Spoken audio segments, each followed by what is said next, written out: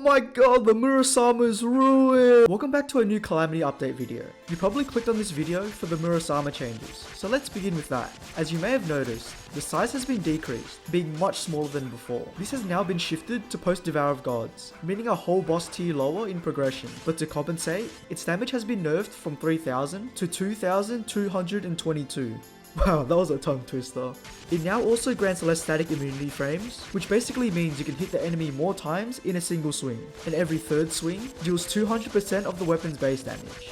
Now the damage actually seems pretty decent, and maybe even stronger than before, but obviously its massive range nerf will make it more risky to use. This is just a target dummy test, so I'll need to explore this weapon a bit more. But in the meantime, let's go over all the significant changes and reworks. We have flamethrowers. Every single one of these has received substantial visual or gameplay balance changes. I won't commentate this part, so you can watch it fully and enjoy.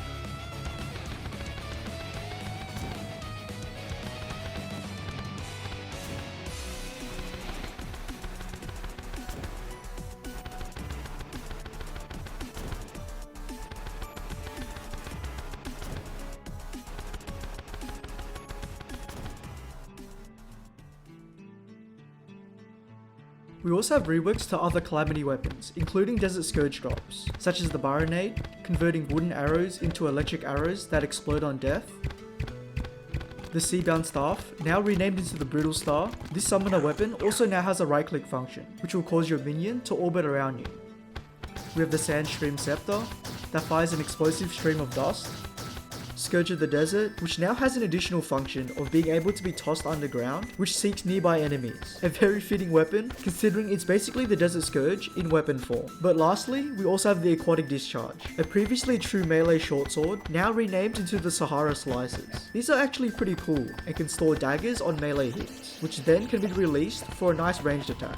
Other than that, we have a rework to the P90, the Roxcalibur, Mineral Mortar, Kingsbane, and Dragon's Breath. There's also a bunch of other resprites, but I've covered these in other Calamity videos, which you can watch right here. Moving on to accessories, we have the Yaram's Insignia, now being changed into the Ascendant Insignia. You will now also be given a hotkey, which will grant the player infinite flight for 4 seconds, so a drastic shift in the purpose of this accessory. Another major change is Chalice of the Blood God. This no longer halves contact damage or increases the effectiveness of healing potions, but converts damage taken into a damage over time bleeding effect. This change, alongside the Blood Flare Core, Sponge, and Absorber, becoming a tank could potentially be OP, but I would have to test this more out for myself. There are also some other small accessory reworks that I'll quickly just show on the screen. So what other changes do we have left? Providence has gotten a visual border to indicate when you are too far away from the boss. And Deerclops has finally received AI for Revengeance and Death mode. But my favourite change has to be the Wulfrum ones in the Get Fixed Boy seed. They finally spawn in properly and have some pretty cracked AI. I'm sure this would make it even more hell to explore. So yeah, that was basically it. Goodbye.